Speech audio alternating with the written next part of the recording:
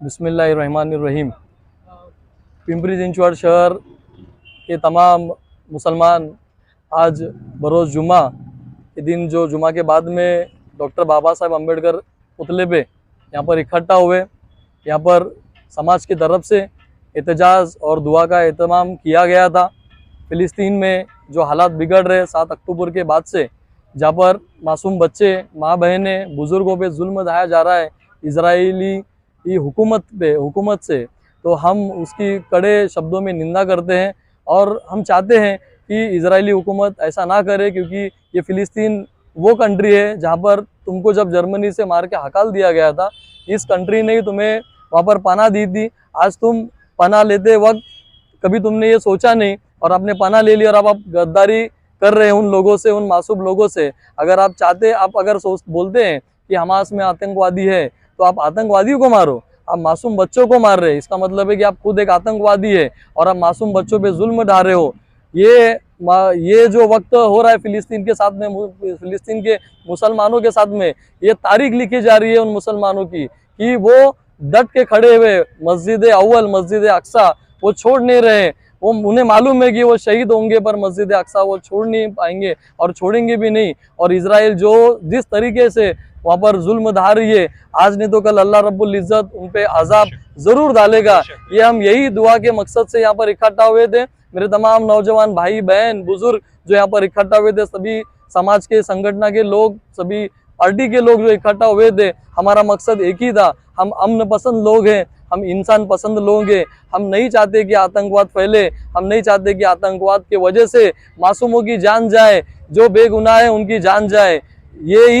यही मद्देनजर रखते हुए हमने अमन शांति की वजह से यहाँ पर हमने एहतजाज का एहतमाम किया था। मैं तमाम मेरे भाइयों का शुक्रगुजार हूँ जो हमारे एक आवाज़ पर लब्बैक कहकर यहाँ पर इकट्ठा हुए और एहतजाज में उन्होंने साबित करके दिखाया कि चाहे जुल्म कहीं पर भी हो, कोई भी समाज पे हो, हम इंसान बोलकर हम इकट्ठा होंगे। हमें इंसानियत, हमारा इस्लाम यही सिखाता है कि हमें इंसानियत के साथ होना चाहिए और आतंकवाद के खिलाफ होना चाहिए। मैं यही बोलकर, और पुलिस प्रशासन ने भी जिस तरीके से हमें सहयोग किया, मैं उनका भी शुक्रगुजार हूँ। हम नहीं चाहते कि इसके आगे भी ऐसे एहतजाज का एहतमाम हो, पर अगर हालात ऐसे बिगड़े, अगर हालात मासूमों के खिलाफ अगर होते हैं, तो हमें मजबूरन हमें रास्ते पे आना होगा, हमें दुआ करनी होगी, हमें एहतजाज करना होगा। हम ये एहतजाज को यहीं पे नहीं रोकते हुए, मैं मेरे तमाम मुसलमान भाइयों से, गैर मुस्लिम भाइयों से मैं यही कहूँगा कि उनके जो भी प्रोडक्ट है, कोलगेट है, क्लोजअप है, सिबाका है, नेस्ले है, जो भी प्रोडक्ट है, हमें उन्हें बाइकआउट करना है। जब वो चीज़ों को हम खरीदते हैं, हम कहीं ना कहीं उनको साथ दे रहे हैं, उनके मिसाइल खरीदने में, उन्हें गोला बारूद खरीदने में और उनके आतंकवाद को बढ़ाने के लिए। मैं चाहता हूं कि सभी मेरे भाइयों से, अगर आप इंसान पसंद लोग हैं, जब भी आप ये चीज़ खरीदेंगे, आप ये सोचो कि वहाँ पर कोई मासूम बच्चा मर रहा है, वहाँ पे कोई औरत मर रही है, वहाँ पे कोई मजलूम मर रहा है। तो आप अगर ये सोच रखते हैं तो आप ये चीज़ें कभी नहीं खरीदेंगे।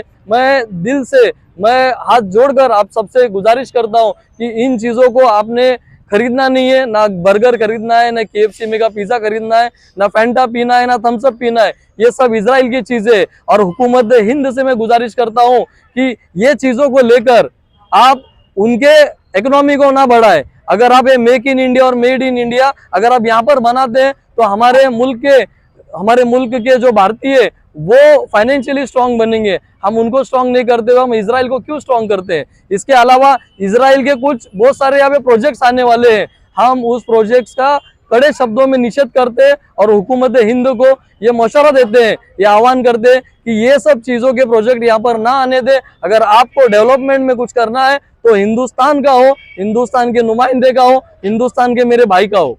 यही बोलकर मेरे 2 अल्फाज को समेटता हूँ। जय हिंद, जय भारत।